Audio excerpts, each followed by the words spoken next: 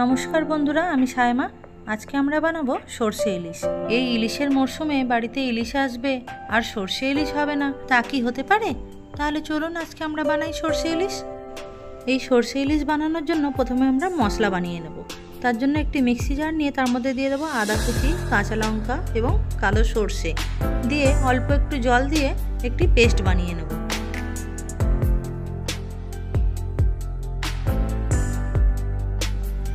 পেস্টটি আমাদের তৈরি হয়ে গিয়েছে।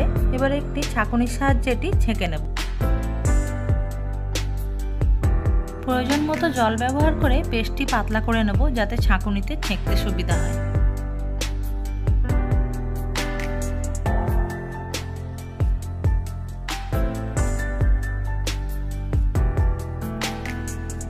মশলাটি আমাদের তৈরি হয়ে গিয়েছে।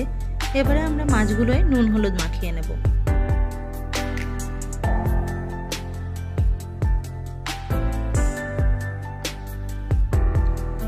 একটি পাত্রে সরষের তেল দিয়ে দেবো। তেলটি গরম হয়ে উঠলে ওর মধ্যে একে একে মাছগুলি দিয়ে ভেজে নেব।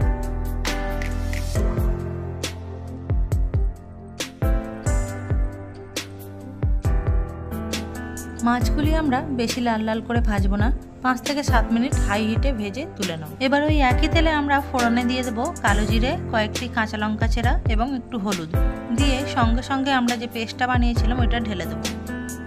এবার এই গ্রেভিটি আমরা ফুটতে সময় দেবো। ফুটে উঠলে ভালোভাবে নাড়াচাড়া করে পেস্টটি বানাতে যে জল ব্যবহার করেছিলাম এবং ছাঁকার সময় যে জল ব্যবহার করেছিলাম সেটি পুরো রিডিউস করে নিতে হবে।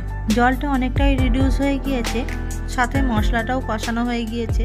এবারে আমরা এর মধ্যে ভেজে রাখা মাছগুলি দিয়ে দেবো। এবার এর মধ্যে জল দিয়ে দেবো। জলটা আপনাদের পছন্দ মতন দেবেন, যে যেমন গ্রেভি খেতে পছন্দ করেন। জলটা দিয়ে ফুটতে সময় দেবো। ভালোভাবে ফুটে উঠলে গ্রেভিটা টেস্ট করে তারপর আমরা নুন দেব। নুনটা কিন্তু আমরা আগে ব্যবহার করব না, শুধুমাত্র মাছ ভাজার সময় ব্যবহার করেছিলাম। যেহেতু এই গ্রেভিটায় কোনো রকম পেঁয়াজ টমেটো পড়ে না, তাই আগে নুন দিলে নুনটি ঠিকমতো ব্যালেন্স হবে না। আমাদের সরষে ইলিশ তৈরি। কার কার এরকম সরষে ইলিশ ভালো লাগে অবশ্যই কমেন্টে জানাবেন। চলুন তাহলে এবার সার্ভ করার পালা।